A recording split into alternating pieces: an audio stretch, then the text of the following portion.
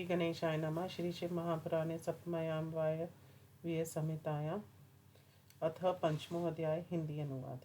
उपमन्यु ने कहा, ये संपूर्ण चर अचर संसार उस देव का विग्रह है। जीव पाश बंधन में पड़ने के कारण उन्हें नहीं जानते। हे यदुनंदन, उस एक को ही महर्षि उनके वास्तविक रूप को न जानकर उसके अनेक प्रकार से कहते हैं। अपर ब्रह्मा रूप ही परम ब्रह्मा स्वरूप है। उसे ही कोई महादेव अनादि निधन कहते हैं। पंच महाभूत, इंद्रिय, अंतकरण, प्रधान, विषयात्मक को अपर ब्रह्मा कहा है और चिदात्मक पर ब्रह्मा है। बृहत और बृहन कारक होने से उसे ब्रह्मा कहते हैं। वे दोनों ब्रह्मा के अधिपति ब्रह्मा के रूप हैं। कुछ ईश को विद्या विद्या स्वरूप कहते हैं। विद्या को चेतन और अविद्या को अचेतन कहते हैं। विश्व गुरु विभु का ये संसार विद्या तथा अविद्यात्मक है। इसमें संदेह नहीं है कि ये उसी का रूप है, क्योंकि संसार उसके वश में स्थित है। परा भ्रांति विद्या है, उससे परे विश्व रूप है। विश्व में यथार्थ बुद्धि न होने का नाम भ्रांति है। जो ठीक आकार का ज्ञान है उसे विद्या कहते हैं। विकल्प रहित तत्व को पर कहते हैं। इसके विपरीत तत्व को वेदवादी असत कहते हैं। इन दोनों का पति होने के कारण सदस्य पति कहते हैं। वह अक्षर अक्षर आत्मा वाला है तथा अक्षर अक्षर से पर भी है। सब प्राणी क्षर नाशवान है। कटुस्थ का नाम अक्षर चिदात्मा है। ये दोनों रूप परमेश के वश में है।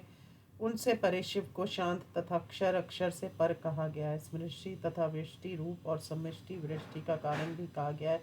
मुनिजन शिव को परम कारण कहते हैं।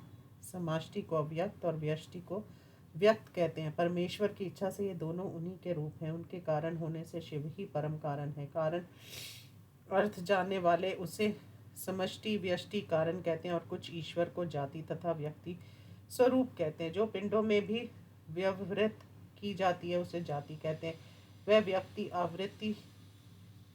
आवृत्ति रूप सब पिंड जाति में स्थित है। जाति और व्यक्ति उसी की आज्ञा से परिपालित हैं। अंत महादेव जाति व्यक्ति स्वरूप वाले कहे गए हैं। शिव प्रधान पुरुष व्यक्त कलात्मा कहे जाते हैं और प्रधान प्रकृति क्षेत्रज्ञ पुरुष भी कहते हैं। बुद्धिमान 23 तत्वों को व्यक्त कहते हैं। कार्य प्रपंच के परिणाम का काल एकमात्र कारण है। इनका स्वामी अधिपति धाता परवर्तक निर्वर्तक तथा आविर्भाव तिरोभाव का कारण स्वराट है। इसलिए इन सब का प्रधान पुरुष व्यक्त काल स्वरूपवान हेतु नेता अधृत धाता महेश्वर कहा गया है। कोई ऐसा कहते हैं कि विराट हिरण्य गर्भात्मा ब्रह्मा ईश है। समस्त लोगों का हेतु विश्व रूप हिरण्य गर्भ विराट अंतर्यामी परिणामों से विद्वान शिव को कहते हैं। कोई उसे प्राज्ञ तेजस विश्वात्मा कहते हैं। कोई उसे तूर्य तथा कोई सौम्य, कोई माता मान में तथा मिति भी कहते हैं। कोई कर्ता क्रिया कारण करण तथा कार्य कहते हैं।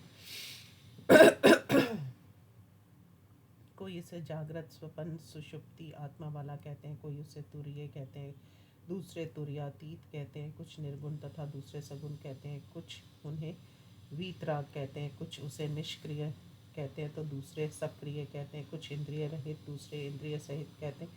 कुछ उसे ध्रुव व दूसरे अध्रुव कहते हैं। कुछ लोग उसे रूप रहित तथा कुछ रूपवान कहते हैं। कुछ अदृश्य कहते हैं, दूसरे उसे दृश्य कहते हैं। कुछ उसे वाच्य कहते हैं, दूसरे अवाच्य कहते हैं। कुछ उसे शब्दात्मक कहते हैं तो दूसरे शब्दातीत कहते हैं। कुछ उसे चिंतामय कहते हैं, कुछ चिंता रहित कहते हैं। कोई ज्ञानात्मक, कोई ज्ञान स्वरूप कहते हैं। कुछ उसे ज्ञेय कहते हैं, दूसरे अज्ञेय कहते हैं। कुछ पर कहते हैं, दूसरे अपर कहते हैं। इस प्रकार विकल्प करते हुए मुनिजन उस परमेश्वर के बारे में कोई निर्णय नहीं कर पाते, क्योंकि उसके अनेक विश्वास कारण हैं।